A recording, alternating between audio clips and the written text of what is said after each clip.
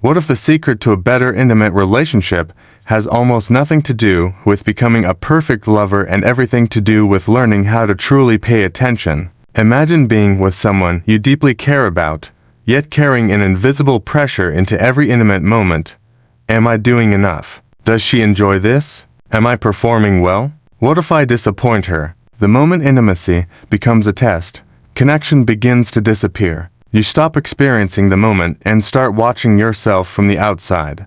But what happens when you put the scoreboard away? What if, instead of trying to prove yourself, you became curious? What if you listened rather than assumed, asked rather than guessed, and discovered rather than performed? What if you understood that every person is different, that desire can change, that pleasure is influenced by emotions, stress, health, trust, communication, and the quality of the relationship itself? The most powerful shift is realizing that intimacy is not something you conquer. It is something you continually learn, and this lesson reaches far beyond sexuality. The same principles that create deeper connection, patience, communication, attention, curiosity, self-awareness, and respect can transform the way you approach money and personal freedom. Financial independence is not created by one spectacular decision. It is built through small choices repeated over time. Relationships work much the same way. Trust compounds, resentment compounds, savings compound, habits compound.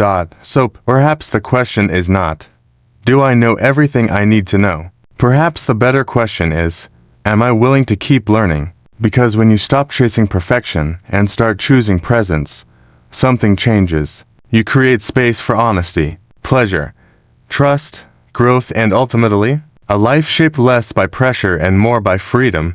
There is a moment, often hidden beneath all the noise surrounding sex, when a person realizes that knowing how bodies work is not the same as knowing how to bring another person pleasure. You can memorize techniques, imitate what you have seen somewhere else, and still miss the most important lesson.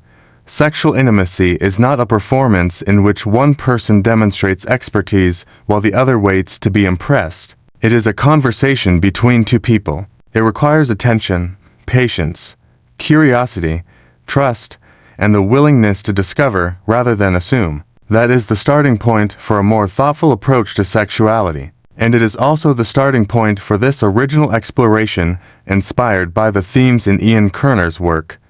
Imagine a man who has spent years believing that being a good sexual partner means being confident, spontaneous, physically impressive, and capable of making everything happen quickly. He has absorbed messages from movies, pornography, locker room conversations, magazines, and casual jokes. He has learned that sex is supposed to look effortless. He has learned that penetration is the main event and everything else is merely preparation. He has learned to measure himself by stamina, performance, and whether his partner appears satisfied. Yet beneath all that confidence may be a quiet uncertainty.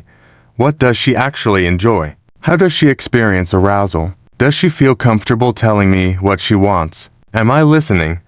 Or am I simply waiting for confirmation that I am doing a good job? Those questions matter because sexual pleasure is not a standardized examination. There is no universal sequence that guarantees a particular response. Human beings differ, bodies differ, preferences differ, and even the same person may experience desire differently from one day to another. The uploaded book repeatedly challenges the idea that intercourse should automatically be treated as the central measure of successful heterosexual sex, emphasizing instead a broader concept of mutual pleasure and stimulation. That shift is important because it changes the goal from performing correctly to paying attention. The first transformation, therefore, is mental. Before learning any particular technique, learn to abandon the assumption that you already know what your partner wants. You may know her well, you may have been together for years, you may know her favorite food, the stories from her childhood, the way she takes her coffee, and the expression she makes when she is annoyed. But none of that gives you automatic access to her sexual preferences. A body is not a machine with a single instruction manual. It responds to context, emotion, comfort, anticipation, touch, trust, stress, health, and countless other influences. Curiosity is therefore more useful than certainty. Instead of thinking, I know exactly what women like, think, I want to learn what this person likes. That small change can completely transform intimacy. The book's opening philosophy places considerable emphasis on learning about female sexual anatomy rather than relying on cultural assumptions. It specifically highlights the clitoris, a complex structure involved centrally in sexual pleasure, and argues that understanding anatomy can help replace misinformation with greater confidence. Contemporary sexuality texts similarly describe the clitoris, a major source of sexual pleasure, and note that women vary considerably in anatomy and response. The broader lesson is not that every woman responds identically to one anatomical stimulus. It is that ignorance is not a virtue. Learning matters. For generations, cultural ideas about sexuality have often placed enormous emphasis on penetration. The book critiques that narrow model and argues for a broader conception of sexual activity in which stimulation, intimacy, and mutual pleasure are given greater importance. This matters psychologically as much as physically. When intercourse becomes the only activity that counts, couples can begin to treat everything before it as a race toward the main event. The result can be pressure. One partner may feel that they must become aroused quickly, another may feel that they must perform. Both may become spectators of their own experience, but intimacy does not have to be a race. Imagine replacing the question, how quickly can we get there, with what happens if we stop trying to get somewhere. Suddenly, the experience changes. Kissing can become an experience rather than a preliminary step. Touch can become an experience rather than preparation. Conversation can become part of intimacy. Laughter can become part of intimacy. The anticipation itself can become meaningful. This is why patience is not simply a technique. It is an attitude. When you slow down, you begin noticing information that speed hides. You notice changes in breathing. You notice whether your partner moves toward you or away. You notice whether she seems relaxed or tense. You notice whether she is engaged or merely accommodating. You notice the difference between enthusiastic participation and passive compliance. Most importantly, you create enough space for communication. And communication does not have to destroy spontaneity. Some people worry that asking what their partner likes will make sex feel clinical.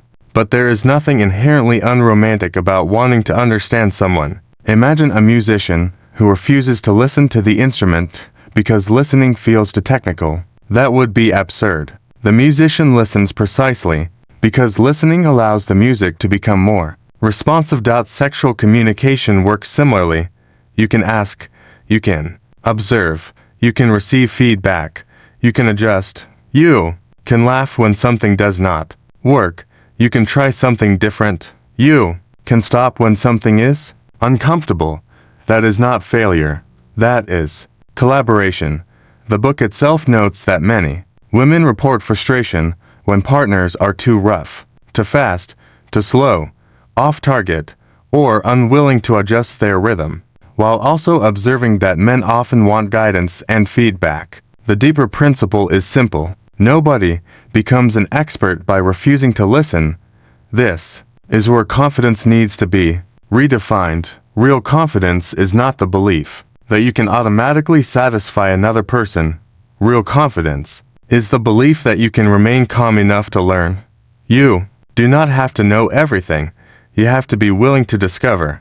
That principle applies far beyond sexuality. Consider financial freedom. Many people believe financial confidence means knowing exactly what will happen in the markets, choosing the perfect investment, or becoming wealthy quickly. But genuine financial confidence is different. It means understanding your situation well enough to make responsible decisions, accepting uncertainty, learning continuously, controlling what you can control, and avoiding decisions based entirely on panic or ego.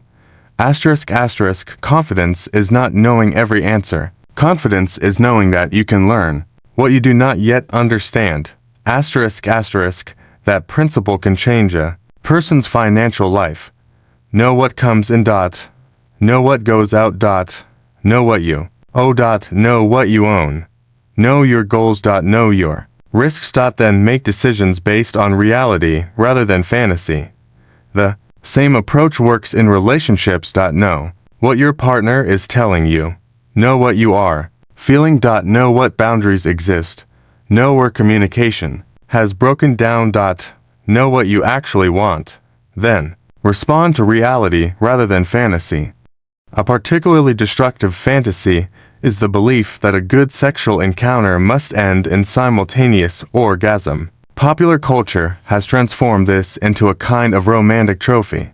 Two bodies move together, both reach the summit at precisely the same moment, and the scene ends in perfect harmony.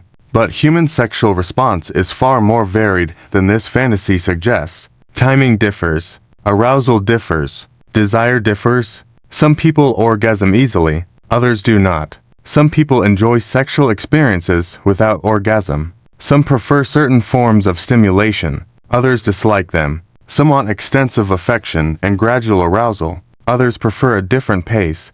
The goal should not be to force the human body to obey a cinematic script. The goal should be connection. That means removing unnecessary pressure. If orgasm becomes a test, anxiety can enter the room. If pleasure becomes a competition, communication suffers. If one partner becomes responsible for producing an orgasm in the other, intimacy can turn into performance evaluation. A healthier mindset is, we are here to explore pleasure together. There is nothing we have to prove. That does not mean ignoring your partner's pleasure. Quite the opposite. It means taking pleasure seriously enough that you do not reduce it to a single outcome. The book's central philosophy emphasizes postponing male gratification so that female pleasure is not treated as an afterthought, while explicitly distinguishing postponement of gratification from postponement of enjoyment. That distinction contains a valuable lesson about generosity. Giving attention does not mean sacrificing your own pleasure. It means refusing to assume that your pleasure automatically determines the schedule. This is an important idea for relationships generally. A partnership is not a negotiation in which every act of generosity must be immediately repaid. Sometimes one person needs more attention. Sometimes the other does. Sometimes one person is exhausted. Sometimes the other needs reassurance. Sometimes one person wants closeness. Sometimes the other needs space. Mutuality does not mean mathematical equality in every moment. It means a broader sense of reciprocity over time. Financial freedom works in a similar way. You may have months when you save aggressively and months when an unexpected expense interrupts the plan. You may contribute more during one stage of life and less during another. You may invest in education now and receive the financial benefit years later. Progress is not always perfectly symmetrical. What matters is direction. Healthy relationships and healthy finances are both built through patterns of reciprocity, patience, and long-term thinking, not through demanding an immediate return on every investment. Think about the word investment. We use it constantly in finance, but we rarely apply its full meaning to intimacy. An investment is an action taken today because it is expected to create value later. Learning your partner's preferences is an investment. Building trust is an investment. Making time for conversation is an investment. Taking care of your health is an investment. Creating emotional safety is an investment, and the return may not appear immediately. You may spend an evening talking when you could have watched television. You may listen when you would rather defend yourself. You may learn something unfamiliar. You may slow down. You may ask what your partner needs. These choices may seem small, but relationships are made from small choices repeated over time. Financial independence works the same way. One responsible decision rarely changes everything, but thousands of ordinary decisions can eventually create extraordinary flexibility. Save. Learn. Avoid unnecessary debt. Invest consistently according to your circumstances. Increase your earning capacity. Keep your lifestyle aligned with your priorities. Give your future self options. Do not underestimate small improvements. The person who saves a modest amount consistently may eventually have more freedom than the person who earns a great deal but spends every dollar trying to look successful, and the couple who repeatedly chooses kindness, communication, curiosity, and respect may build a stronger relationship than the couple who occasionally creates spectacular romantic experiences but spends most of its time criticizing one another. Consistency is underrated. There is another misconception worth challenging, that sexual expertise means having a collection of tricks. The internet is filled with lists, hacks, techniques, and promises. They can make sexuality sound like a mechanical problem. Press here, move this way, do this for this amount of time, say this phrase, try this position. But human beings are not algorithms.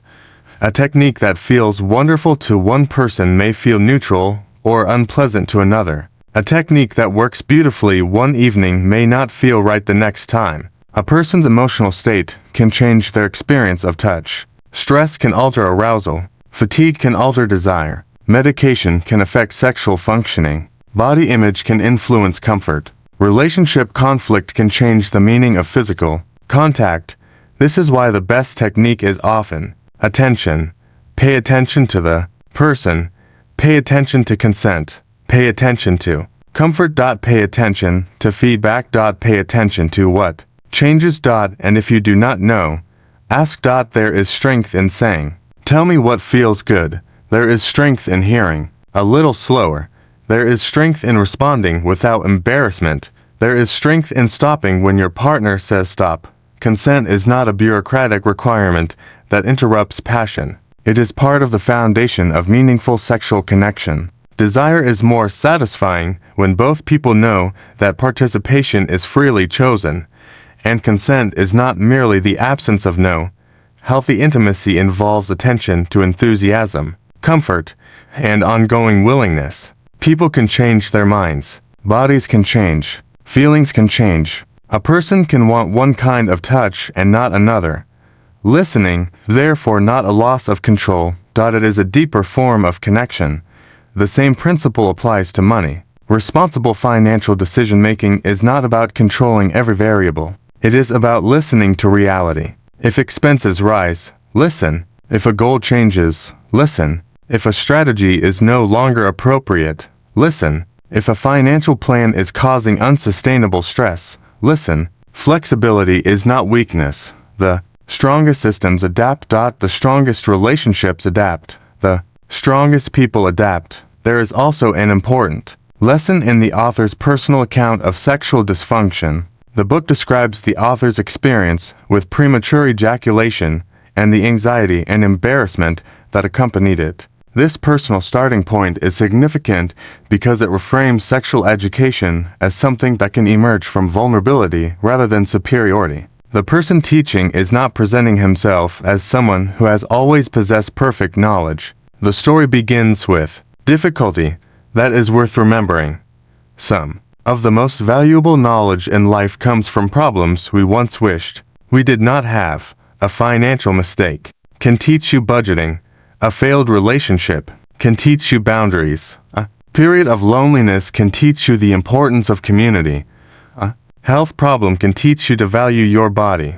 A sexual difficulty can teach you patience and communication. The mistake is not always the end of the story. Sometimes it is the beginning of a better understanding.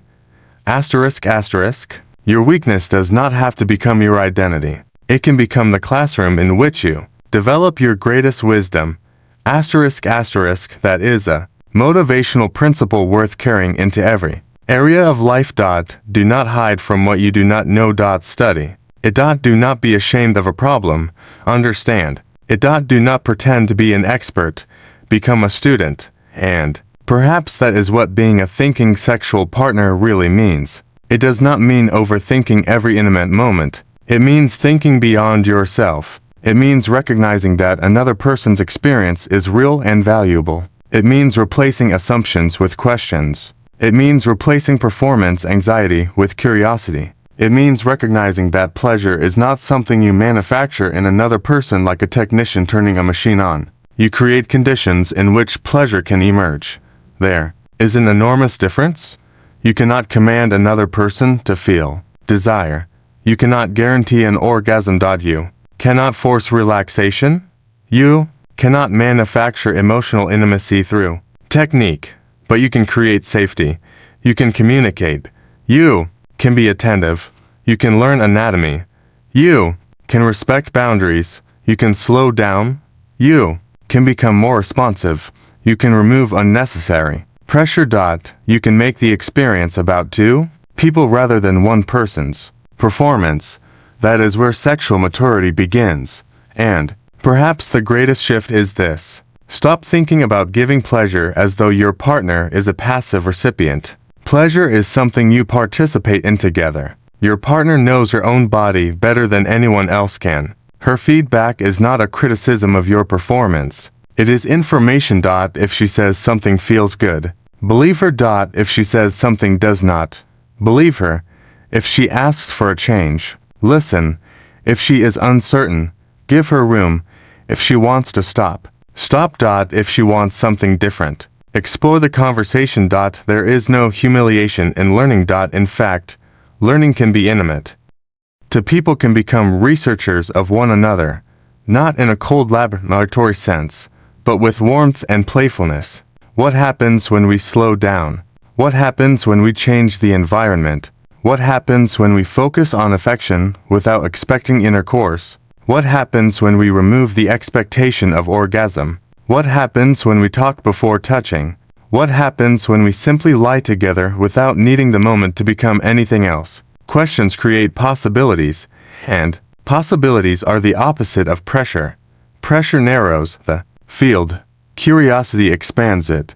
This is why a healthy sexual philosophy should not begin with how do I make her orgasm. It should begin with how do we create an experience in which both of us feel safe, desired, respected, and free to communicate. The orgasm, when it happens, is part of that experience, not a scorecard for determining whether the encounter succeeded. That distinction can be enormously liberating. It also protects the partner from becoming an object. The book uses provocative language to emphasize that the clitoris should not be treated merely as an object or button, but understood as part of a complex anatomy of pleasure. The broader point can be extended. Never reduce the person to the body part you are trying to stimulate. She is not a puzzle. She is not an exam. She is not a performance review. She is a person, and you are a person too. Your worth is not determined by whether you can produce a particular sexual outcome. Her worth is not determined by whether she orgasms on command. Both of you deserve freedom from that kind of pressure. When pressure decreases, communication can become easier. When communication becomes easier, curiosity increases. When curiosity increases, couples can discover preferences that neither partner knew existed. This is the real meaning of learning. It is not collecting facts. It is becoming more responsive to reality. That principle should guide financial education as well. You do not need to memorize every economic theory before you begin improving your finances. Start with the fundamentals. Understand your cash flow. Build an emergency reserve appropriate to your circumstances. Deal with high-cost debt. Save for important goals. Invest thoughtfully for the long term. Avoid scams and promises of effortless wealth. Increase your skills. Review your progress. Adjust when circumstances change. Financial freedom is not magic.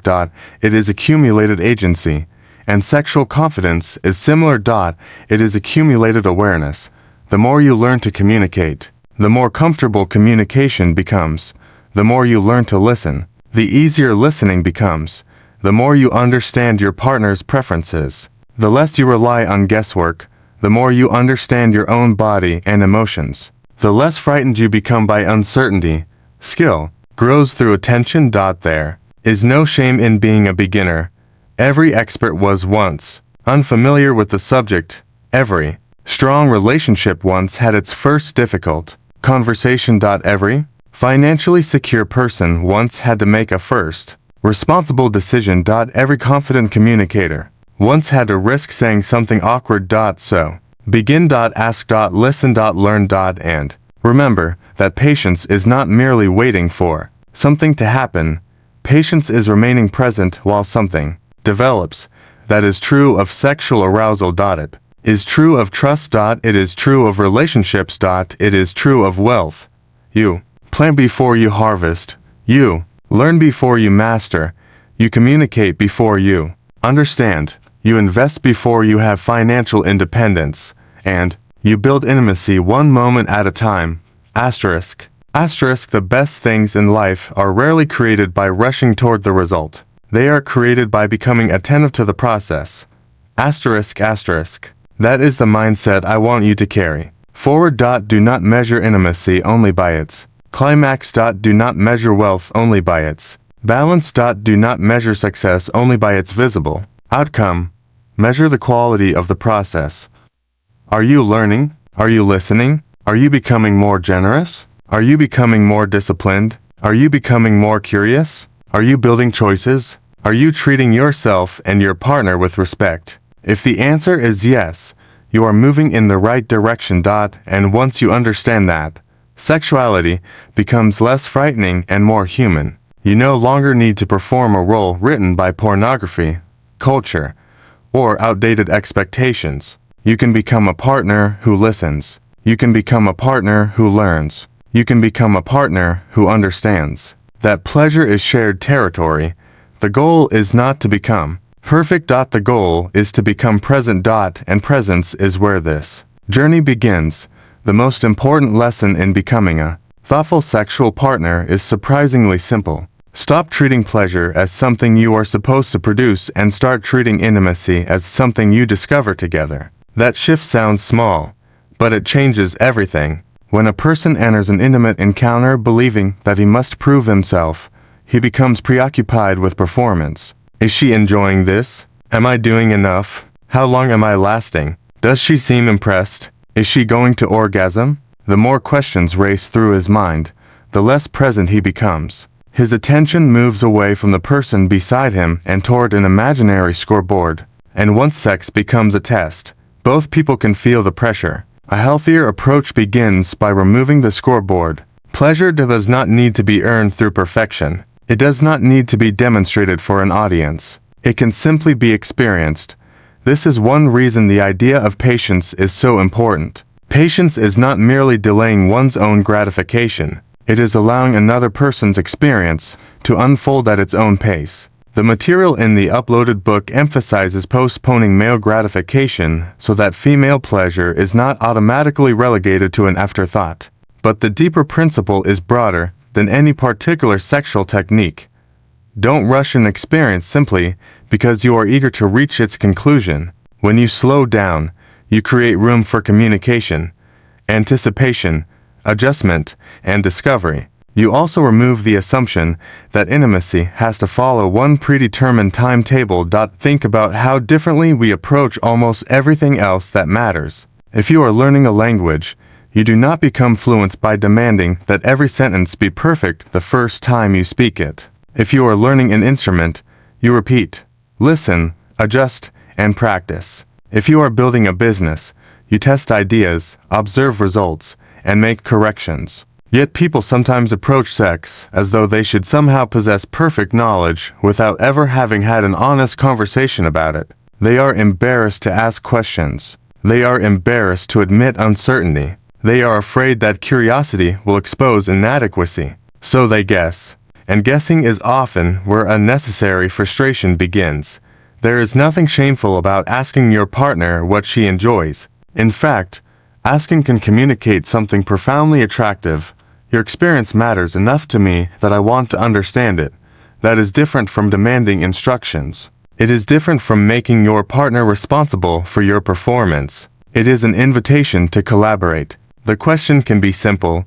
Do you like this? Would you prefer more pressure or less? Should I slow down? Is this comfortable? What would you like? These questions do not need to become a clinical interview. Sometimes a quiet word, a gesture, or a change in movement can communicate more than a long conversation. The essential quality is responsiveness. The broader sexuality literature supports this emphasis on communication. Communication is especially important because it establishes consent and gives partners an opportunity to understand one another's needs and desires. Mutual empathy is a central ingredient of effective sexual communication. That means sexual communication is not merely about describing techniques. It is about creating an emotional environment in which both people feel safe enough to express preference, uncertainty, enthusiasm, discomfort, and changing boundaries. Consider a couple who have been together for several years. They care about one another deeply, but their intimate life has gradually become repetitive. Neither partner is necessarily unhappy enough to demand change. Yet both privately wonder whether something has been lost. One partner thinks, maybe she isn't attracted to me anymore. The other thinks, maybe he isn't interested in what I need. Neither says anything. Instead, each interprets the silence. Eventually, the interpretation becomes a belief, and the belief becomes distance. Now imagine that one evening they replace accusation with curiosity. Instead of "you never want sex anymore," one says, "I've noticed we've been disconnected lately. I miss feeling close to you. How have you been experiencing things?" Suddenly, the conversation has somewhere to go. Perhaps the answer is exhaustion. Perhaps work has become overwhelming. Perhaps there is resentment over household responsibilities. Perhaps body image concerns have made one partner uncomfortable. Perhaps there is a health issue. Perhaps they simply stop creating time for intimacy. The problem may have very little to do with attraction. This is why good sexual communication requires emotional intelligence. You must be able to hear an answer without immediately defending yourself. If your partner says, "I don't like that," the mature response is not, "But everyone else likes it." Her experience does not need to be validated by a committee. If she says, "I need more time," the answer is not to pressure her into speeding up. If she says, "I don't know what I like," the answer is not frustration. It may be an opportunity to explore gently, with no demand for an immediate conclusion. The same principle applies when you receive positive feedback. If your partner says something feels wonderful, don't assume that means you have discovered a permanent formula. Bodies and circumstances change. What feels good today may feel different tomorrow. A person's response can be influenced by stress, mood, physical comfort, hormonal changes, medication, relationship dynamics, and countless other factors. Learning someone is not like solving a mathematical equation once and then keeping the answer forever. It is more like learning a living language. Fluency requires continued attention. That is why anatomy matters, but anatomy alone is never enough. The uploaded book devotes substantial attention to the clitoris and challenges the historical tendency to treat female sexual pleasure as secondary to reproductive intercourse. The larger lesson is valuable. Accurate knowledge can correct cultural myths. A person who understands the basic physiology of sexual response has a better foundation than someone relying entirely on pornography, jokes, stereotypes, or outdated assumptions. But knowledge must be used carefully. Knowing that an anatomical structure is important does not tell you precisely what every individual wants. The map is not the journey. Anatomy gives you information. Communication tells you how that information applies to the person in front of you. This distinction is essential because one of the most common mistakes in sexual education is turning general information into rigid rules. Women like this, men want that, everyone should respond this way. Such statements may be easy to remember, but they often fail to respect individual variation. Sexuality is personal. General principles can educate us, but they should never replace listening. The same is true of financial education. Someone may tell you that one particular investment is always the answer. Another person may insist that a particular income level guarantees happiness. But financial reality is individual. Your obligations, risk tolerance, age, goals, health, family circumstances, and time horizon matter. A principle can guide you, but it cannot make your decisions for you. Knowledge gives you a map. Wisdom begins when you learn how to use the map without forgetting that every journey is different. That is a principle worth remembering in intimacy and in money. There is another powerful idea here. Attention is a resource. We often think of attention as something that simply happens, but it is something we allocate. When your phone is beside you, notifications are appearing, work is on your mind, and tomorrow's responsibilities are waiting. Part of your attention is already elsewhere. Sexual intimacy requires presence. You cannot guarantee that desire will appear on command, but you can create conditions in which presence becomes easier. This is one reason environment matters. A calm setting can reduce distraction. Privacy can create security. Time can reduce the feeling of being rushed. Turning off notifications can signal that the moment matters. None of these things guarantees pleasure, but they can remove unnecessary obstacles.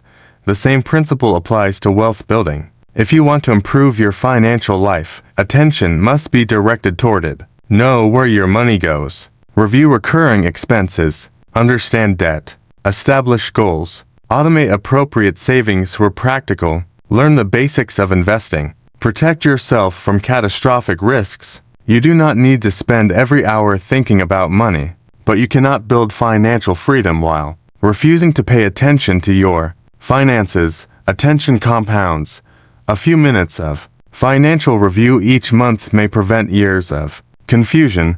A few honest conversations each year may prevent years of resentment. Small actions matter because patterns matter. The concept of compounding is usually associated with investment returns, but it applies to relationships too. A small act of appreciation repeated consistently can strengthen connection. A small criticism repeated daily can slowly erode it. A brief moment of listening can create safety. Repeated dismissal can teach someone that their feelings do not matter. One thoughtful financial decision may be insignificant by itself, but hundreds of thoughtful decisions can reshape a future. Your future is often built by actions so ordinary that you underestimate them while you are performing them. That is why don't wait for dramatic transformation. Begin with ordinary behavior. Listen. Ask. Save. Learn. Apologize. Plan. Touch. With permission. Speak honestly. Review your finances. Protect your health. Make time. These are not glamorous actions, but they are foundational. Another important distinction is between pleasure and pressure. When people are anxious about sexual performance, they can become spectators of themselves. They monitor their body. They monitor their partner's reactions. They interpret every pause. They worry about whether they are doing it right. The more they monitor, the harder it becomes to simply experience what is happening. Sex therapy has long used approaches designed to reduce goal-oriented pressure and shift attention toward sensation, relaxation, communication, and closeness. The concept of sensate focus, for example, was developed to help couples reduce anxiety and become more present to touch rather than treating every intimate encounter as a performance test. That concept contains a lesson that can be applied without turning intimacy into a clinical exercise. Sometimes the best way to improve an experience is to stop demanding a particular outcome. Imagine two people deciding that an evening of affection does not have to lead to intercourse or orgasm. They can simply be close. They can touch affectionately. They can communicate. They can stop. They can laugh. They can discover what feels comfortable. The absence of an obligation can itself create relaxation, and relaxation matters because pleasure is difficult to command. You cannot order yourself to feel relaxed. You create conditions for relaxation. You cannot order your partner to become aroused. You can create conditions of safety, attention, attraction, and freedom. You cannot demand genuine enthusiasm. You can create a relationship in which enthusiasm is welcome. This is why consent and desire belong together. Consent establishes that participation is freely chosen. Desire adds enthusiasm and personal meaning. A respectful partner does not simply look for permission to continue. They remain attentive to whether the other person is comfortable and engaged. That awareness should never become obsessive. You do not need to interrogate every gesture. Healthy communication can become natural. Over time, partners learn one another's signals. But when uncertainty exists, asking is better than assuming. This is particularly important when experimenting with something new. Novelty can be exciting, but novelty should never be treated as a requirement. There is no need to perform adventurousness simply because a magazine or social media account says that adventurous couples do certain things. What matters is mutual interest and consent. A sexual relationship is not a competition. You do not receive extra points for doing more. You do not become more sophisticated because you imitate something extreme. You do not become less masculine because you listen. You do not become less confident because your partner guides you. In fact, the ability to receive guidance may be one of the strongest signs of confidence. Think about a master chef. Does a great chef refuse feedback from people eating the food? Of course not. Feedback helps refine the experience. A good musician listens to the audience and other musicians. A good leader listens to employees. A good investor reviews assumptions. A good lover listens to a partner. Feedback is not an insult. Feedback is information. And information is valuable. This is where the idea of financial freedom returns again. Wealth does not come merely from earning. It comes from information and decision-making. You need to know what your resources are doing. If your expenses are rising faster than income, that is information. If a debt carries an expensive interest rate, that is information. If you have no emergency reserve, that is information. Information may be uncomfortable, but ignoring it does not make the problem disappear. Likewise, if a sexual relationship has become disconnected, that is information. Do not turn the information into shame. Use it. Ask what it means. Then decide what to do. There is a subtle but powerful difference between something is wrong with us and something is happening that we need to understand. The first statement creates identity. The second creates curiosity. Curiosity creates movement. This is particularly important for people who have experienced sexual difficulties. The uploaded book begins partly from the author's own history of sexual dysfunction and the anxiety and humiliation associated with it. That personal dimension reminds us that sexual confidence is not always something people naturally possess. Sometimes it has to be rebuilt. If you have struggled sexually, you are not uniquely broken. If your partner has struggled, they are not defective. Bodies are complicated. Minds are complicated. Relationships are complicated. And many difficulties are influenced by factors that have nothing to do with character. The mature response is not ridicule. It is compassion and, when appropriate, education or professional help. A person who cannot maintain an erection under stress may be dealing with anxiety, health factors, medication effects, relationship dynamics, or other causes. A person who has difficulty reaching orgasm may have many possible influences. A person who experiences pain should not be pressured to continue. Pain deserves attention. When a persistent sexual difficulty causes distress, qualified health care or sex therapy professionals can help identify possible causes and appropriate approaches. Seeking help is not a declaration of failure. It is an investment in understanding. The same principle applies financially. If you are overwhelmed by debt or uncertain about taxes, insurance, retirement planning, or investing, professional guidance may be worthwhile. You do not need to pretend you understand everything. Asking for help is not surrendering your independence. It is using knowledge that you do not need to acquire the hard way. The goal in both cases is greater agency. Now consider the idea of generosity. A thoughtful sexual partner learns to enjoy giving without keeping a mental ledger. I did this for you, therefore you owe me that. That approach destroys intimacy because it turns affection into a transaction. Generosity says, I want your pleasure to matter because you matter.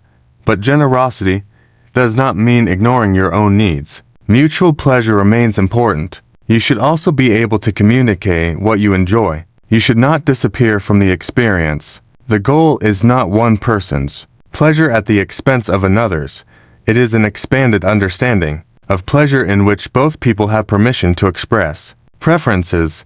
This resembles healthy financial planning. A person who gives away every dollar while ignoring their own financial stability may eventually become resentful or vulnerable. Generosity requires boundaries. Save enough, protect enough, give within your means, support others without destroying your own. Foundation. Healthy generosity is sustainable. So is healthy intimacy. You can be attentive without becoming responsible for another person's entire emotional life. You can be generous without becoming self-erasing. You can be financially supportive without sacrificing every future goal.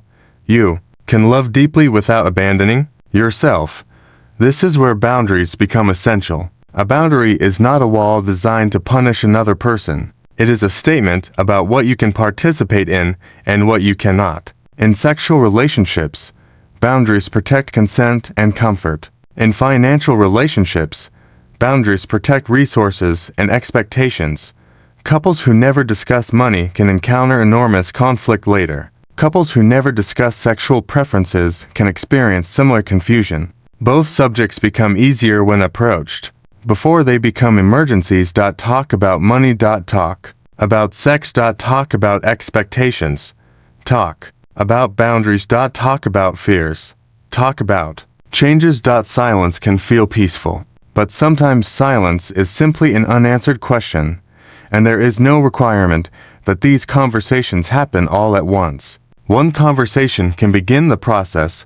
What would make our intimate life feel more connected? What makes you feel desired? What makes you feel pressured? Is there anything you wish I understood better? Are there things you enjoy that you have been hesitant to tell me? What would you like us to do differently? These are invitations, not interrogations, and if your partner does not know the answer, that is okay. I'm not sure is an answer to. It means there is something to discover. Sometimes discovering that answer may involve self-exploration, communication, education, or simply time. Sexual preferences can evolve. What matters is creating an environment where discovery is safe. This is why the phrase learning your partner is so much more useful than mastering your partner.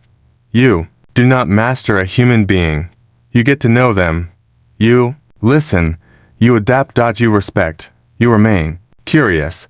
And perhaps that is what makes a relationship mature. The early stages often depend on discovery because everything is new. Long-term relationships have to create discovery intentionally because familiarity is powerful. Familiarity can be comforting, but if it becomes assumption, it can make us stop paying attention.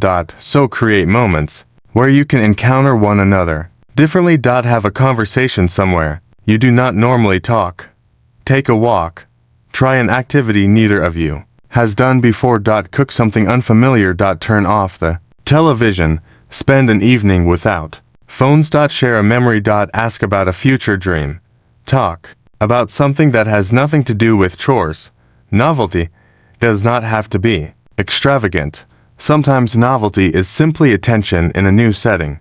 And remember that sexual intimacy is not separate from the rest of the relationship. If you are angry with your partner, exhausted by unequal responsibilities, worried about money, or emotionally disconnected, those experiences can influence how you feel physically. You cannot always solve sexual problems by changing sexual behavior. Sometimes you need to change the life surrounding the sex. That may mean getting more sleep, sharing responsibilities differently, reducing financial stress, addressing resentment. Getting medical care, seeking therapy. Making time for connection, taking care of yourself. This is another reason financial freedom can contribute indirectly to relational well-being. Constant financial insecurity can consume mental bandwidth. When every month feels like an emergency, it becomes harder to relax. Building financial resilience does not guarantee a happy relationship, but reducing avoidable financial stress can create more space for one. And that is ultimately what this entire philosophy is about. Creating space. Space to communicate. Space to feel. Space to learn. Space to say yes. Space to say no. Space to make mistakes. Space to try again. Space to enjoy. Space to be yourself. A relationship becomes healthier when neither person has to perform a role merely to keep the peace. And financial life becomes healthier when money is no longer a source of constant mystery. Bring both into the light. Look at them honestly. Then begin making deliberate choices. Asterisk. Freedom is not the absence of limits. It is the ability to understand your limits, choose your priorities, and act with intention. Asterisk. That is true in sexuality. That is true in money. That is true in life. The person beside you is not a project. Your financial future is not a lottery ticket. Neither requires perfection. Both require participation. So the next time you enter an intimate moment, leave the scoreboard behind. Do not ask whether you have performed well enough. Ask whether you were present. Did you listen? Did you notice? Did you respect? Did you communicate? Did you allow your partner to have a genuine voice? Did you allow yourself to enjoy rather than constantly evaluate? And when you look at your financial life, ask similar questions. Am I paying attention? Do I understand my numbers? Am I making choices consistent with my goals? Am I creating options for my future? Am I letting fear or status determine my decisions? The answers may reveal that you have more work to do. That is okay. Awareness is progress. The goal is not to wake up tomorrow as a completely different person. The goal is to become slightly more intentional than you were yesterday. 1. Conversation. 1 lesson. 1 responsible financial choice. 1 act of patience. 1 moment of genuine attention. These small acts accumulate. And eventually, accumulation becomes transformation. That is how confidence is built. That is how intimacy deepens. That is how financial resilience develops. That is how freedom grows. You do not have to know everything today. You only have to remain willing to learn. And if you can bring that willingness into your relationship, you may discover that the most important skill in intimacy is not a secret technique at all. It is the ability to keep listening. By now, you may have begun to see that becoming a better sexual partner is not primarily about collecting more techniques. It is about developing a different way of paying attention. It is about understanding that pleasure has a psychological dimension, an emotional dimension, a physical dimension, and a relational dimension, and that these dimensions constantly influence one another. A person can know exactly what to do physically and still fail to create an enjoyable experience if the other person feels rushed, judged, ignored, or disconnected. On the other hand, to people who feel safe, curious, respected, and free to communicate can often discover forms of pleasure that neither anticipated. The real skill is not memorizing a sequence. It is learning how to remain present enough to notice what is happening and humble enough to respond. One of the most important things to understand is that desire does not always arrive before intimacy. Sometimes people imagine that a successful sexual encounter begins with two people spontaneously feeling intense desire at exactly the same moment. Real life is often more complicated. Stress, work, parenting, health, sleep, medications, emotional conflict, body image, and ordinary exhaustion can all affect desire. A person may love their partner deeply and still not feel spontaneously interested at a particular moment. That does not automatically mean the relationship is broken. It means human sexuality exists inside human life, and human life is complicated. This is why it can be useful to distinguish between spontaneous desire and desire that emerges in response to connection, affection, or stimulation. Not everyone experiences desire in the same sequence. Some people feel desire first and then seek intimacy. Others may become interested after affection, closeness, or sensual engagement begins. Understanding this possibility can remove enormous pressure from couples. Instead of waiting passively for desire to appear like a lightning strike, partners can create conditions in which connection has an opportunity to develop. Of course, no one should ever be pressured into sexual activity, and a lack of desire should always be respected. But there is an important difference between coercing someone and allowing intimacy to unfold without demanding that desire arrive on a predetermined schedule. That distinction becomes especially Meaningful and long-term relationships. Early attraction often contains novelty. Everything feels new. You are discovering someone's stories, habits, body language, humor, and personality. Novelty naturally creates attention. Over time, familiarity can reduce that automatic attention. You already know where they keep their keys. You already know what story they are going to tell. You know their favorite restaurant. You have heard the same jokes. You have watched them brush their teeth thousands of times. Familiarity can be wonderfully comforting, but it can also make the familiar invisible, and when something becomes invisible, we stop discovering it. The solution is not necessarily to find another person. Sometimes the solution is to become capable of seeing the person you already have with renewed attention. Ask questions you have not asked in years. Find out what has changed. People evolve. Their preferences evolve. Their fears evolve. Their dreams evolve. Their bodies evolve. Their sense of identity evolves. If you assume that the person you met years ago is identical to the person sitting beside you now, you may be loving a memory instead of meeting a person. Long-term intimacy survives, not because people never change, but because they remain willing to meet each other again.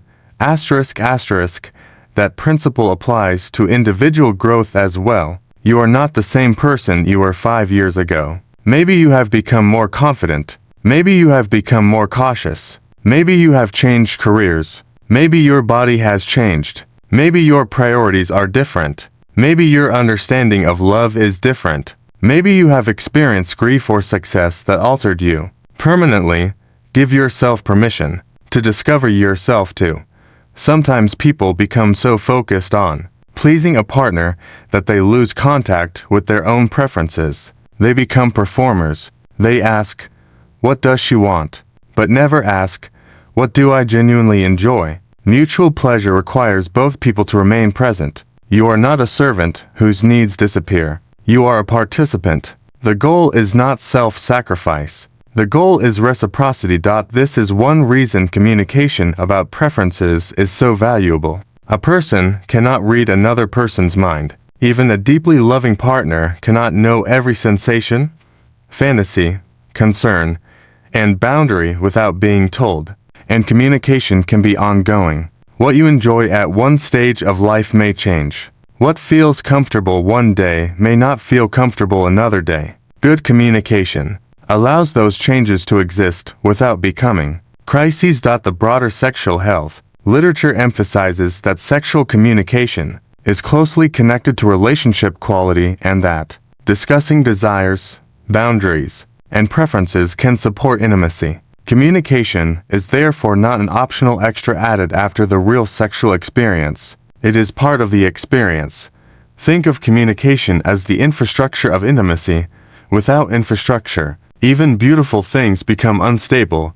A house may look impressive from the outside, but if the foundation is weak, problems eventually appear. A relationship may look passionate from the outside, but if people cannot communicate honestly, pressure accumulates beneath the surface. Eventually, the unresolved issues begin expressing themselves through avoidance, resentment, silence, or disconnection. This is why difficult conversations should not always be postponed until something becomes unbearable. You do not need to wait until your relationship reaches a crisis before saying, "I want us to feel closer." You can say it while things are still good. In fact, some of the healthiest conversations are preventative. What helps you feel connected to me? Is there anything you've been hesitant to tell me? Do you feel comfortable telling me when something doesn't feel good? Are there things you wish we did more often? Are there things you wish we did less often? What makes you feel desired? What makes you feel safe? What makes you feel pressured? These questions are not designed to extract information. They are designed to communicate interest. And then comes the harder part, listening to the answer.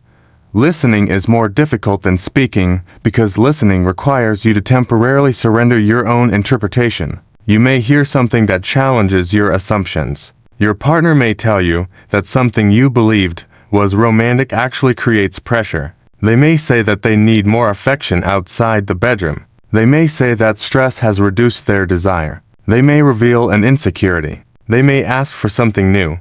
Your first reaction may be defensiveness. Pause. Breathe. Listen. You can think about the answer later. A mature conversation does not require immediate agreement. It requires enough safety for honesty to survive. That is an important principle in financial relationships too. Couples often avoid money conversations because they fear conflict. One partner may be a saver while the other spends more freely. One may want aggressive financial independence while the other values present enjoyment. One may have debt that the other does not fully understand. One may earn substantially more. One may be carrying invisible financial anxiety. Avoiding the conversation does not make the differences disappear. It simply allows assumptions to grow. Sit down and look at reality together. What comes in? What goes out? What are the debts? What are the shared goals? What are the individual goals? How much should be saved? What risks need protection? What does financial freedom mean to each person? You may discover that you do not have identical goals. That is okay. Partnership does not require identical dreams.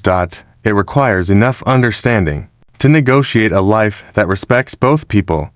Freedom in a relationship means having enough trust to tell the truth without fearing that honesty will destroy the connection.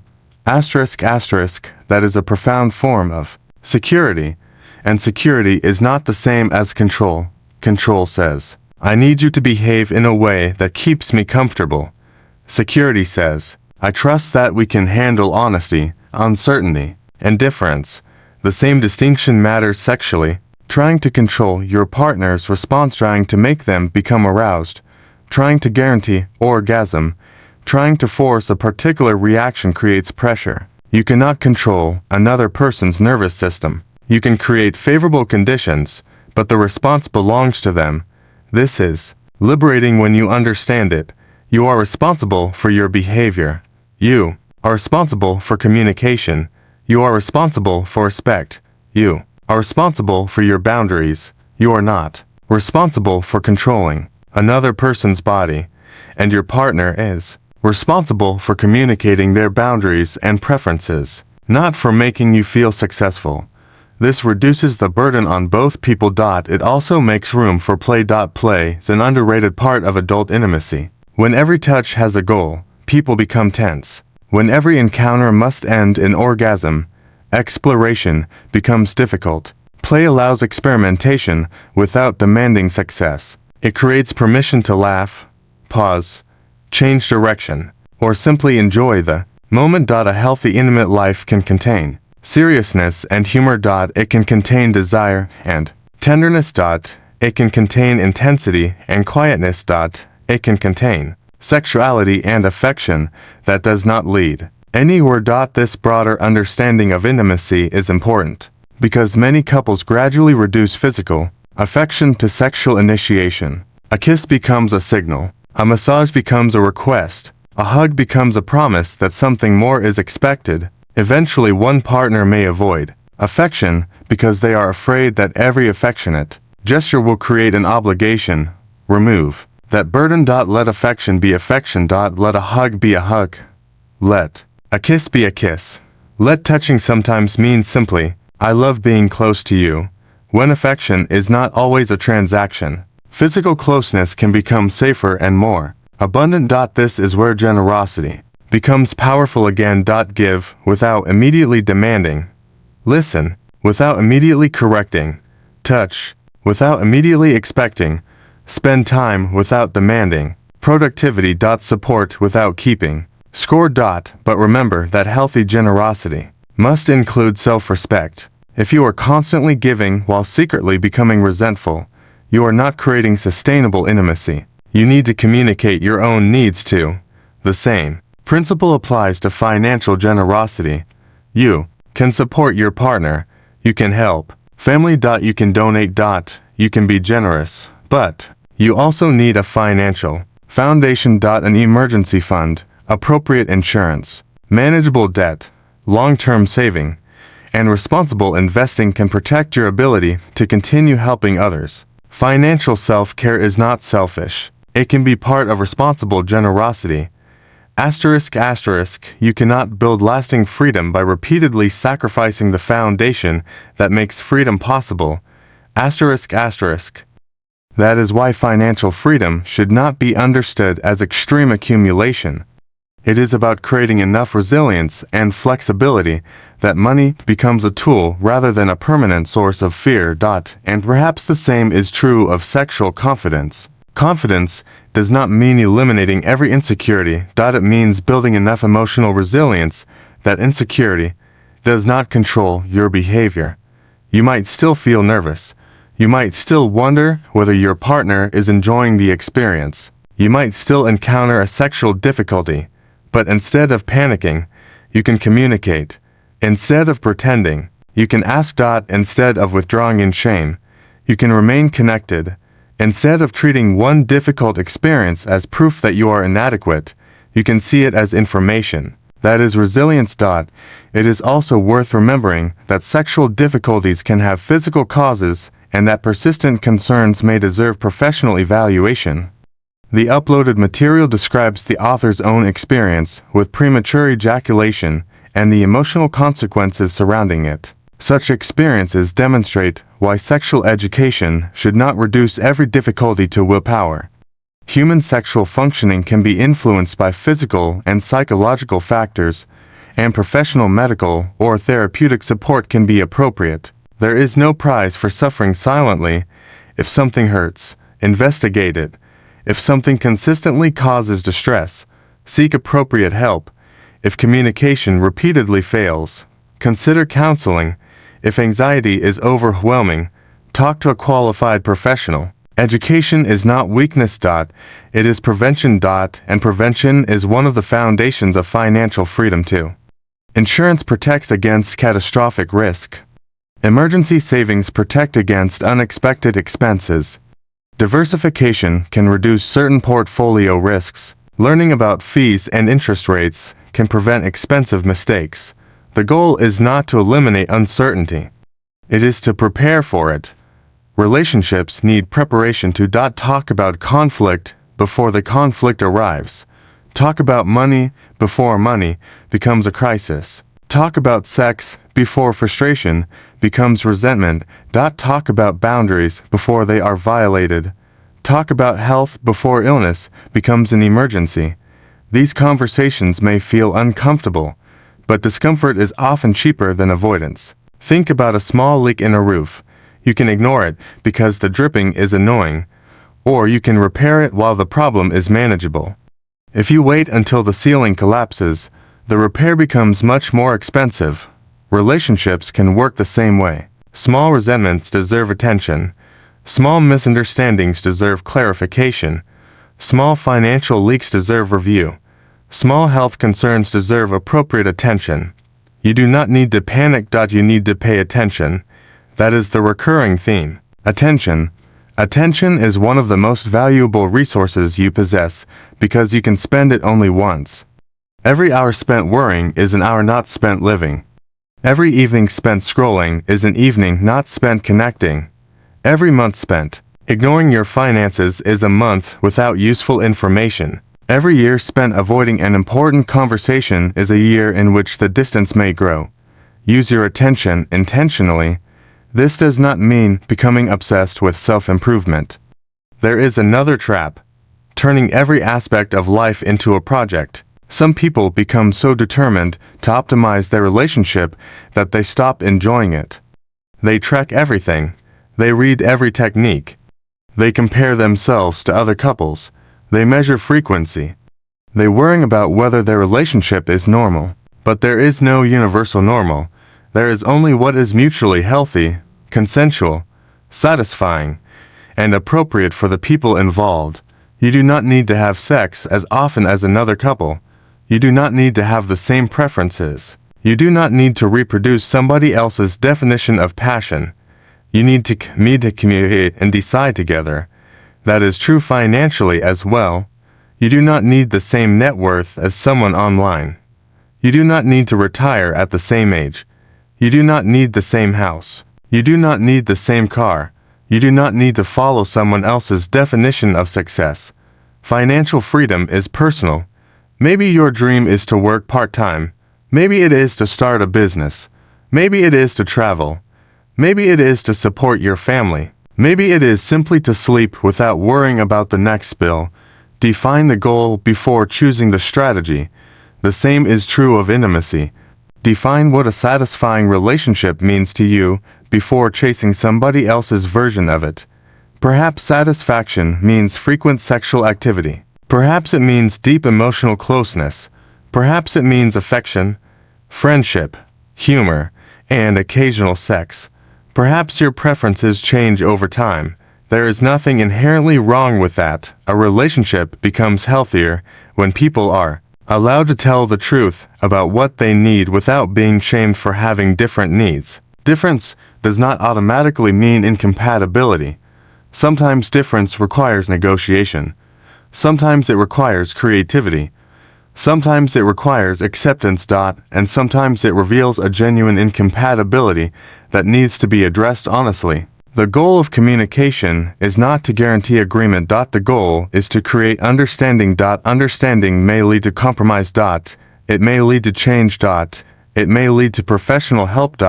It may lead to a boundary. It may lead to a difficult decision. But without understanding, people are operating from guesses, and guesses become stories. Stories become resentment. Resentment becomes distance. This is why curiosity is so powerful. Curiosity interrupts the story. You think, she doesn't want me anymore. Curiosity asks, what is she experiencing? You think, he doesn't care about my pleasure. Curiosity asks, does he understand what I need? You think, we have lost our passion? Curiosity asks, what has changed in our lives? You think, I am terrible with money. Curiosity asks, where exactly is the financial problem, and what can I change? The second question, in each case, creates possibility. Curiosity turns judgment into investigation, and investigation gives you a chance to discover what is actually true. That is a principle I would carry everywhere. Do not diagnose your partner from silence. Do not diagnose yourself from one difficult experience. Do not diagnose your financial future from one bad month. Look at patterns. Gather information. Ask questions.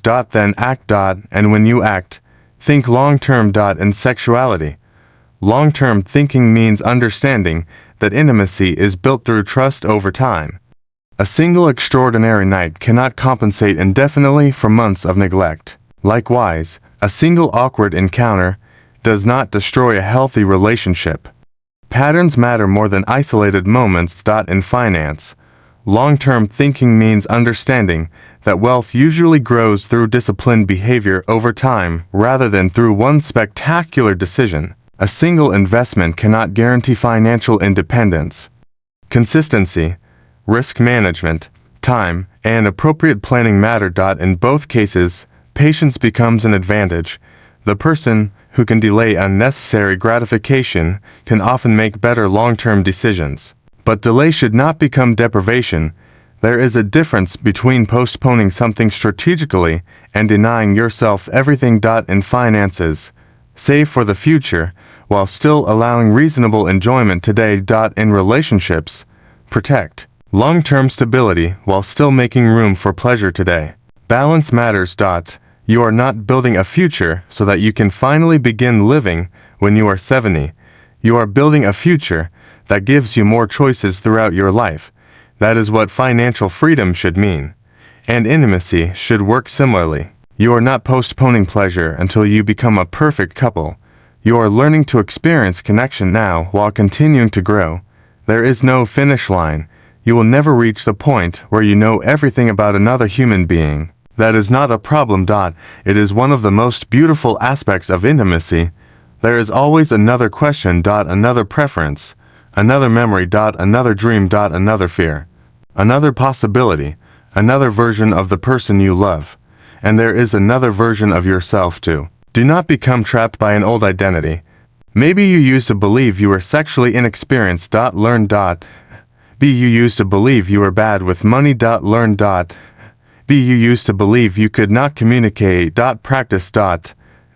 B. You used to believe that vulnerability was weakness. Test that belief. Identity is not a prison unless you allow it to become one.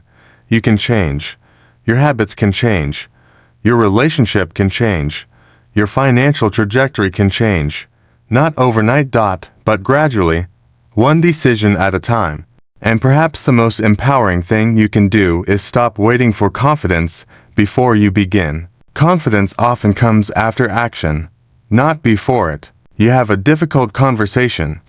Survive it, and become more confident. You review your finances, discover the truth, create a plan, and become more confident. You listen to your partner, receive feedback, adapt, and become more confident. Action creates evidence. Evidence creates trust in yourself. Trust creates confidence. So take the first small action. Ask one honest question. Learn one fact. Review one financial account. Save one amount. Schedule one conversation. Give one sincere compliment. Put the phone away. Listen. And then do it again. Because transformation is rarely dramatic while it is happening. It looks ordinary.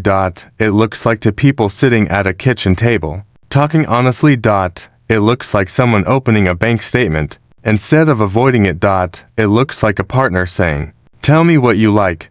It looks like someone saying, "I don't know, but I want to learn." It looks like an apology. It looks like a boundary.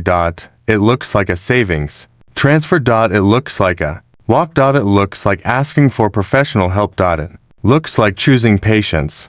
These moments may never appear in a movie, but they are the moments from which a life is built, and that is why becoming a better sexual partner is not ultimately about becoming a performer. It is about becoming a better observer, communicator, listener, learner, and participant in another person's experience. It is about understanding that the body is connected to the mind. The mind is connected to emotion. Emotion is connected to relationship. Relationship is connected to the wider life, and the wider life includes work, money, health, identity, family, stress, and dreams. You cannot always isolate one part and expect everything else to remain unchanged. If your financial stress is overwhelming, address it. If your health is suffering, address it. If your relationship contains resentment, address it. If your sexual education is incomplete, learn. If your communication is weak, practice. If you are carrying shame, seek support. There is no reason to remain trapped by ignorance when knowledge is available. But remember, knowledge is only the beginning. The goal is wisdom. Wisdom is knowing when to speak and when to listen, when to lead and when to follow. When to experiment and when to stop. When to save and when to spend. When to persist and when to seek help. When to challenge yourself and when to rest. When to pursue pleasure and when to protect well-being. That balance is maturity, and maturity does not make intimacy boring. It can make intimacy deeper. Because when fear decreases, curiosity can grow. When pressure decreases, pleasure can grow. When judgment decreases, honesty can grow. When honesty grows, trust can grow. And when trust grows, two people can become more adventurous, not necessarily because they do more, but because they feel freer to be themselves. That is the real promise of thoughtful intimacy. Not perfection. Freedom. Not performance. Presence. Not controlled. Connection. And if you carry that philosophy into your financial life as well, you begin to see that the same values can create another kind of freedom. Pay attention. Learn. Avoid unnecessary pressure. Make deliberate choices. Build resilience. Think long-term. Give generously without destroying your foundation. Create options. The goal of wealth is not to become a prisoner of what you own. The goal is to create enough freedom that your resources support the life you value. And perhaps the goal of sexual confidence is similar. Do not become a prisoner of performance. Do not let cultural expectations dictate your worth. Do not let one difficult experience define your identity. Use knowledge to become freer. Use communication to become closer. Use patience to become more attentive, use curiosity to keep discovering, and, when you do not know what comes next, remember that you do not need to know everything. You only need to be willing to discover it together. By the time we reach this point, the most important transformation is no longer about learning one more technique. It is about changing the way you think about intimacy itself. The strongest sexual connection does not come from pretending to be an expert who always knows exactly what to do. It comes from becoming someone who is willing to pay attention, communicate honestly, respect boundaries, understand the body, and remain curious about the person in front of you. The central ideas in the source material repeatedly return to that broader philosophy. Female pleasure should not be treated as an afterthought. Intercourse should not automatically be considered the entire definition of sex. And understanding anatomy and communication can help partners move beyond myths and performance pressure. There is a powerful freedom that appears when you stop trying to prove yourself. Imagine entering intimacy without carrying a silent checklist in your head. You are not thinking about whether you are impressive enough, whether you are lasting long enough, or whether you are producing the reaction you expected. Instead, you are present. You notice your partner. You listen to her words and her boundaries. You allow her to have preferences that are different from what you expected. You allow yourself to have preferences too. You recognize that intimacy is not a performance where one person receives a grade. It is an experience shared by two people.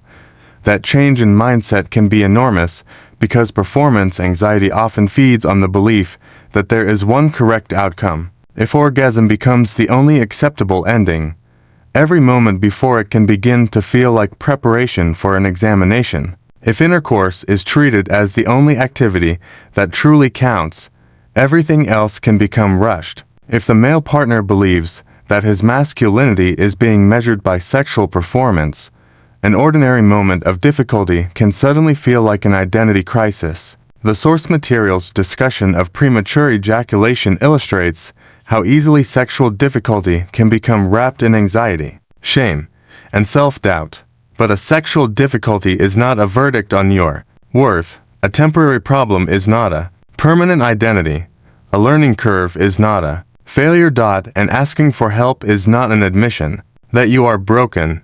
Sometimes, the most mature response to a sexual concern is to stop hiding it. Talk to your partner. If the problem persists or causes significant distress, consult an appropriate healthcare professional or qualified sex therapist. Sexual functioning can involve physical, psychological, relational, and medical factors, and pretending that everything can be solved through willpower only creates unnecessary shame. This lesson extends into every area of life. When your finances are difficult, pretending otherwise does not create wealth. Open the statements, look at the debt, understand the interest, examine the expenses, identify the opportunities. When a relationship is strained, pretending everything is fine does not create intimacy. Have the conversation. When your health needs attention, avoidance does not create wellness. Get appropriate help. Reality is not your enemy. Reality is where solutions begin. You cannot change what you refuse to see. But once you are willing to see it clearly, you can begin choosing what happens next. That is one of the most valuable principles for both emotional and financial freedom.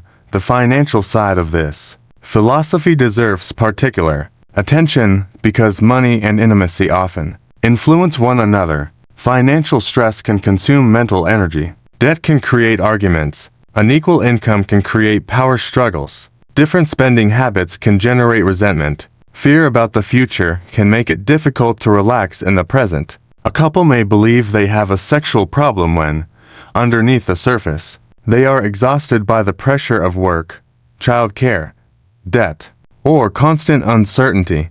This does not mean money explains every sexual difficulty. It does not. Human sexuality is too complex for one explanation. But it does mean that the environment surrounding a relationship matters. If you want more room for intimacy, create more room in life. That might mean simplifying your schedule. It might mean having a conversation about household responsibilities. It might mean creating a realistic budget. It might mean reducing unnecessary debt. It might mean protecting time that is not devoted to work. It might mean learning to say no. It might mean recognizing that constantly chasing more income while sacrificing every moment of rest has a cost. Financial freedom is not simply a number. It is the gradual creation of choices. You want enough stability that an unexpected expense does not destroy you. You want enough awareness that you understand where your money goes. You want enough discipline that short-term impulses do not constantly sabotage long-term goals. You want enough skills and resources that you have alternatives when circumstances change. The same idea applies to intimacy. You want enough trust that honesty does not feel dangerous. You want enough communication that preferences can be expressed. You want enough emotional safety that vulnerability does not automatically become humiliation. You want enough individuality that both people can remain themselves. You want enough flexibility that changing needs do not automatically become relationship emergencies. In both cases, freedom comes from creating options. And options come from preparation. Consider what happens when a couple understands that sexual pleasure is not limited to one particular act. Suddenly there are more possibilities. If intercourse is not the only measure of success, then intimacy can include affection, kissing, sensual touch, conversation, exploration, mutual stimulation, and many other consensual forms of closeness. The source material explicitly challenges the narrow idea that intercourse should automatically be the central definition of heterosexual sex and encourages a broader understanding of female pleasure. This broader view can reduce pressure. If one partner is tired, intimacy does not have to become an all-or-nothing decision. If penetration is uncomfortable, there are other ways to connect. If one person does not want orgasm to be the goal, pleasure can still exist.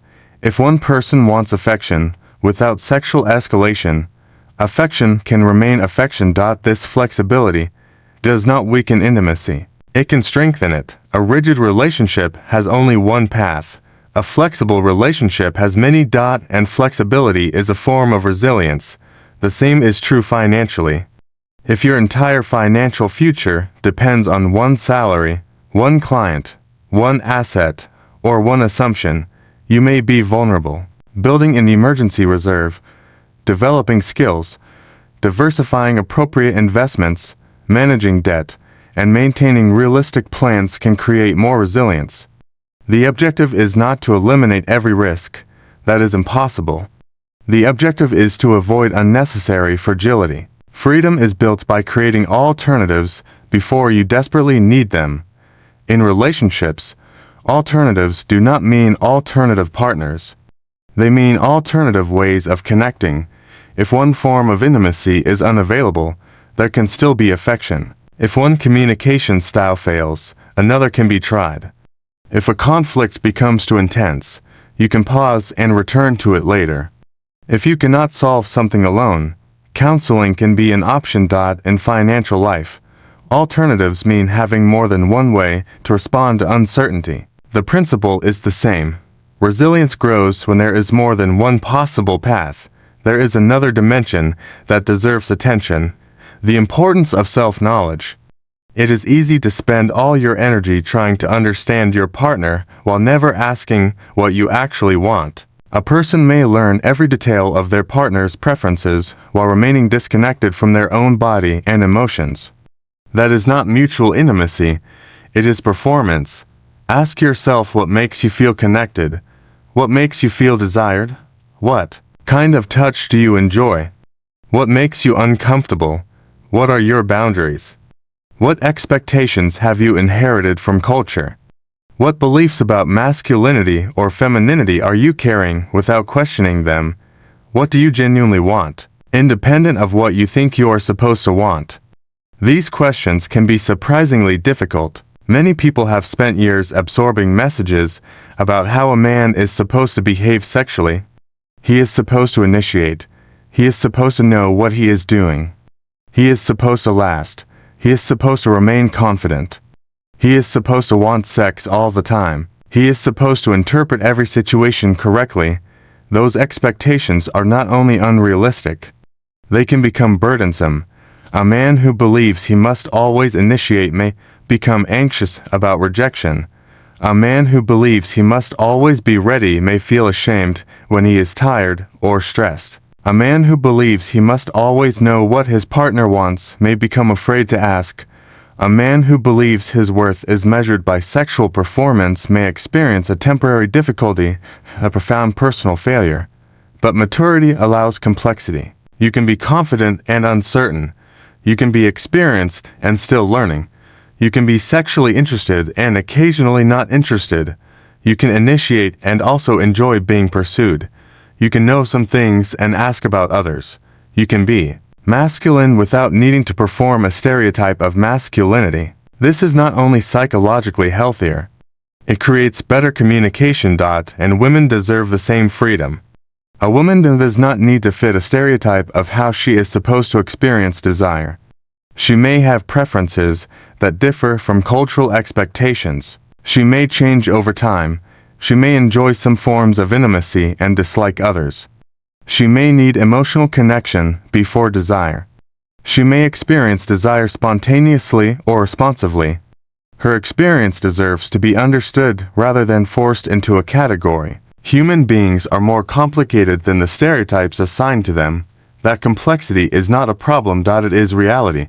The source material's emphasis on understanding female anatomy is valuable precisely because it challenges ignorance, but anatomical knowledge should be paired with individual communication. Knowing that the clitoris is highly important to female sexual pleasure does not mean every woman wants identical stimulation.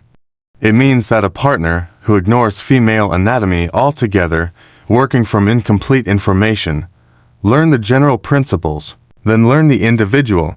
That two-step process is important. Education tells you what may be possible. Communication tells you what is appropriate for this person. This is also true financially. General financial principles can teach you about budgeting, saving, debt, investing, and risk, but your actual financial plan must reflect your circumstances. A general rule cannot know your income, family responsibilities, health, goals, or tolerance for risk. The map is useful. Your circumstances determine the route. That is why simplistic promises should make you cautious. Anyone who tells you there is one guaranteed investment, one guaranteed sexual technique, one guaranteed relationship formula, or one guaranteed path to happiness is probably selling certainty where reality offers complexity. Be skeptical of guarantees. Learn principles. Observe results. Adjust. That is a much more durable philosophy, and adjustment is one of the most important relationship skills. If something is not working, do not continue repeating it simply because you have always done it. Ask what needs to change. This does not mean constantly searching for novelty. It means remaining responsive.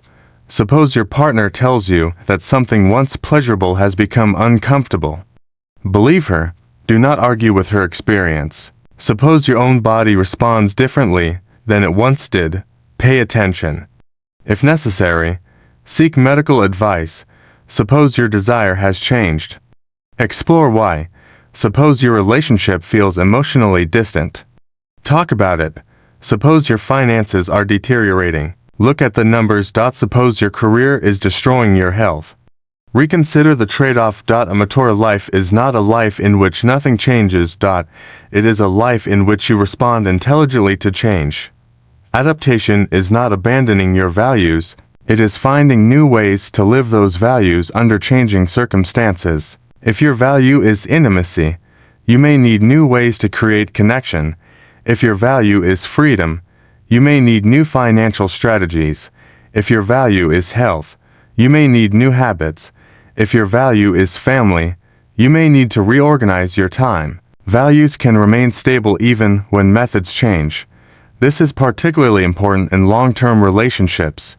A couple may have built their relationship around a particular rhythm in their 20s, but that rhythm may not work after children, career changes, aging, illness, or other major transitions. Trying to recreate the exact relationship of the past may be impossible. Instead, Ask what the relationship needs now. The same question applies to your financial life. A strategy that made sense when you were starting your career may not make sense when your responsibilities change. A budget that worked while you were single may need to change when you have children. An investment strategy may need to evolve as your time horizon changes. Financial freedom is not a static formula. It is an ongoing practice. So is intimacy. This is why there is no final chapter in learning another person. You do not graduate from your relationship. You continue, you learn, you make mistakes, you repair, you rediscover, you laugh, you change, and occasionally you have to begin again. Beginning again can be beautiful. Maybe you have spent years avoiding conversations about sex. Begin now. Maybe you have spent years avoiding your finances. Begin now. Maybe you have spent years believing that your partner should simply know what you need. Begin communicating. Maybe you have spent years believing that money is something you are simply bad at. Begin learning. The past explains you. It does not have to imprison you. This is where motivational thinking becomes useful, not as empty positivity, but as a reminder that behavior can change.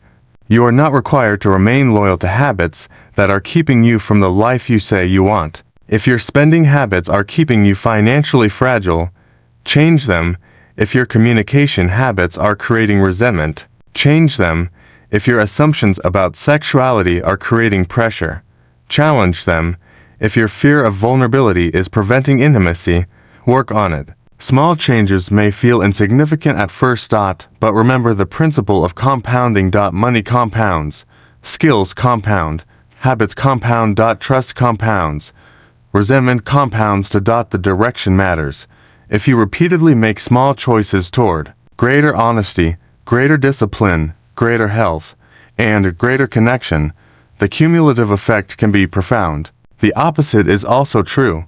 Small neglect repeated for years can become a major problem. That is why today matters.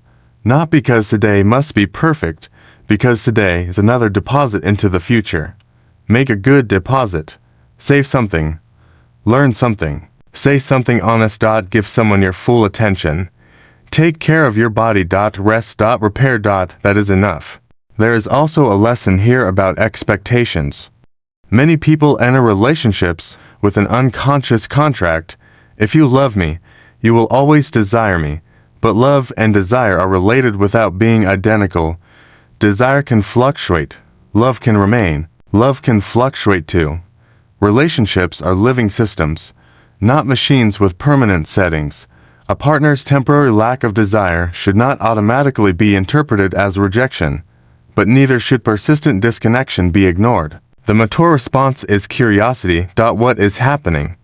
How long has it been happening? What changed? How do both people feel? What can be addressed? What kind of support might help? That is much more constructive than accusation. And when talking about sexual pleasure, never forget that consent remains foundational. A partner's pleasure cannot be separated from her freedom to choose. If someone says no, stop. If someone becomes uncomfortable, stop and check in. If there is uncertainty, communicate. Desire must be freely given. Respect is not something you add after attraction. Respect makes meaningful intimacy possible. There is a particular kind of confidence that comes from knowing you do not have to pressure anyone. You can invite rather than demand. You can communicate rather than manipulate. You can accept a boundary without turning it into punishment. That is strength. And the same principle can apply to money in relationships. Financial control can become a form of power when one person uses income or access to resources to dominate the other. Healthy financial partnership requires transparency, respect, and clear agreements. Each couple will have different arrangements, but secrecy and coercion can create serious harm. Money should be a tool for living together, not a weapon. Sex should be a form of connection, not a weapon. Neither should be used to punish, manipulate, or control. That is a foundational principle of healthy partnership. Now imagine the kind of person you want to become. not the person who knows every sexual technique, not the person who has the highest income, not the person who looks successful from the outside. Imagine becoming the person who can listen, the person who can apologize, the person who can learn, the person who can handle feedback, the person who can say no respectfully, the person who can accept no without retaliation, the person who can look honestly at their finances, the person who can delay unnecessary gratification, the person who can invest in the future without forgetting the present, the person who can admit, I don't know. That person is powerful, because power is not control over others. Power is greater control over your own choices. Real confidence is the freedom to remain curious without needing to appear all-knowing. Carry that into your relationship. Carry it into your finances. Carry it into your career. Carry it into your life. There will always be someone who claims to know more than you. There will always be a new technique, a new investment, a new trend, a new promise, a new expert. Do not become addicted to novelty. Return to fundamentals. Communication. Consent. Attention. Patience. Respect. Knowledge. Discipline. Long-term thinking.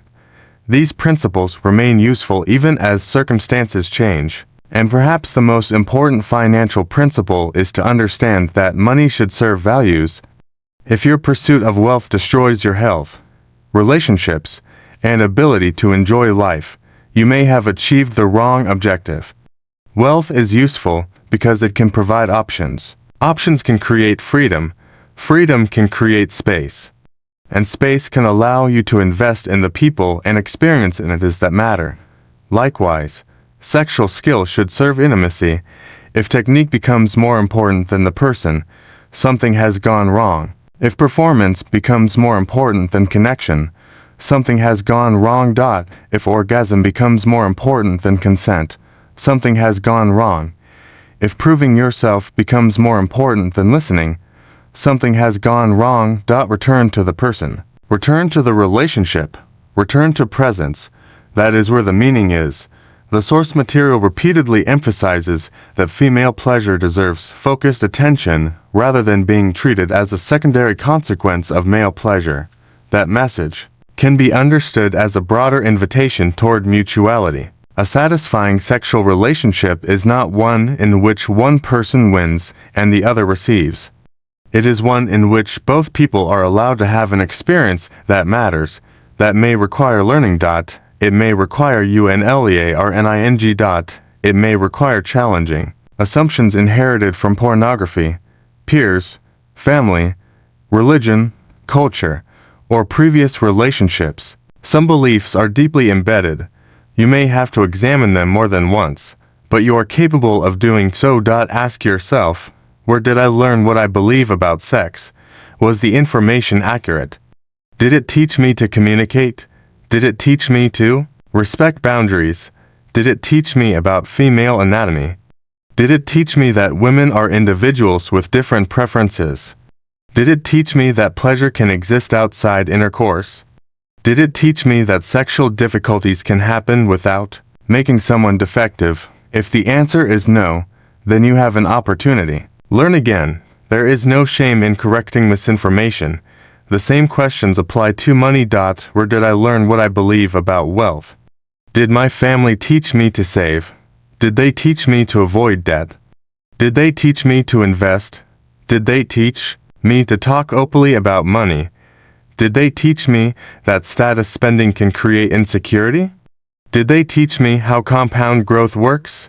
If not, learn now. Your childhood does not have to determine your financial future, and your sexual past does not have to determine your sexual future. You can become more informed. You can become more intentional. You can become more compassionate. That is growth. And growth is rarely comfortable.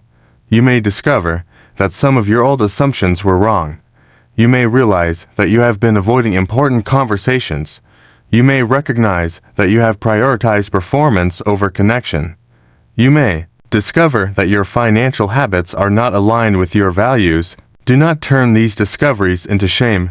Turn them into action. Awareness becomes empowering only when you use it to make a different choice. So make the different choice. Choose curiosity over assumption. Choose communication over silence. Choose consent over pressure. Choose patience over rushing. Choose knowledge over mythology. Choose discipline over impulse.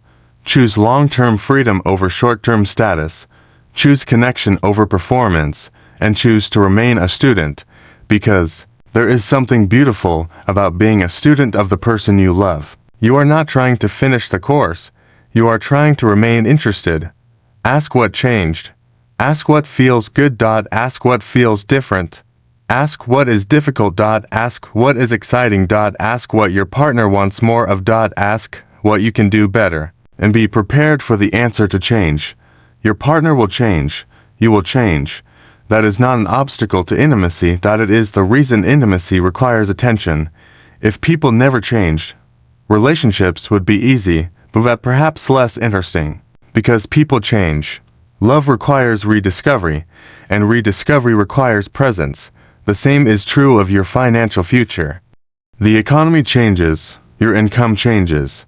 Your responsibilities change. Your goals change. Your health changes. Your priorities change. You must review. Adjust. Continue. There is no perfect plan. There is only a plan that you are willing to keep improving. And perhaps that is the final lesson. The best life is not created by mastering every variable. It is created by becoming increasingly capable of responding to reality with wisdom. When pleasure changes, communicate. When desire changes, explore. When health changes, seek appropriate help. When money changes, adjust. When priorities change, revisit the plan. When mistakes happen, repair. When fear appears, do not automatically obey it. And when you do not know what to do, begin with curiosity. Curiosity will not solve everything, but it can open the door. Behind that door, be a conversation you needed to have, a medical explanation you needed to understand, a preference you needed to discover, a financial habit you needed to change, a boundary you needed to establish, a dream you needed to reclaim. That is why learning about sexuality is ultimately about more than sex. It is about how we relate to another human being, how we listen, how we respect, how we communicate, how we handle vulnerability, how we respond to uncertainty. How we balance giving and receiving. How we preserve individuality while creating connection. Those are life skills, and financial freedom requires many of the same qualities. Attention. Discipline. Patience. Curiosity. Resilience. Long-term thinking. The ability to tolerate short-term discomfort for long-term benefit. The ability to change course when evidence tells you that your current strategy is not working. The ability to define success for yourself. The ability to say, I do not need to impress everyone. That last one may be especially important. You do not need to impress your partner. You need to connect with her. You do not need to impress strangers with your wealth. You need your money to support your values. You do not need to look perfect. You need to be honest enough to grow. The life that looks most impressive from a distance is not necessarily the life that feels most meaningful from the inside. So build the inside. Build the trust. Build the skills. Build the emergency savings. Build the communication. Build the habits. Build the relationship. Build the freedom. And then enjoy what you have built. Do not postpone life indefinitely. Save for tomorrow, but live today. Plan for the future, but remain present. Protect your relationship, but allow it to breathe. Develop discipline, but leave room for pleasure. Become financially responsible without becoming financially obsessed. Become sexually thoughtful without turning intimacy into a performance project. Balance is not mediocrity. Balance is sustainability. A sustainable life is one you can continue living, and perhaps that is what genuine maturity looks like. Not knowing everything, but knowing what deserves your attention. Not controlling everything, but knowing what belongs within your control. Not eliminating uncertainty, but developing enough resilience to face it. Your partner's body belongs to her. Your body belongs to you. Your money is a resource, not an identity. Your relationship is a living connection, not a trophy. Your future is not predetermined. These distinctions create freedom. and freedom creates room for authentic choice. So, when you leave this conversation, do not ask, what is the secret technique? Ask something deeper. How can I become a more attentive partner? How can I create more space for communication? How can I understand my partner without assuming I already know her? How can I take care of my own needs while remaining generous? How can I build a financial life that gives me more choices? Those questions will take you much farther than any list of tricks. Because techniques can be forgotten, but principles remain. Listen. Respect. Learn. Communicate. Be patient. Stay curious. Build resilience. Protect your freedom. And remember that intimacy is not something you conquer. It is something you participate in. Financial independence is not something you announce. It is something you build. Confidence is not something you perform. It is something you develop through experience. And love is not something you prove once. It is something you practice again and again. In small moments. In difficult conversations. In ordinary evenings. In the way you listen. In the way you respond. In the way you respect a boundary. In the way you apologize. In the way you save for the future. In the way you choose not to let fear make every decision. That is where real freedom lives. Not in perfection. Not in control. Not in performance, but in the ability to remain present, informed, compassionate, and intentional while life continues to change. And if you can bring that mindset into your intimate relationship, you may discover that the greatest skill was never about knowing exactly what to do. It was about caring enough to keep learning.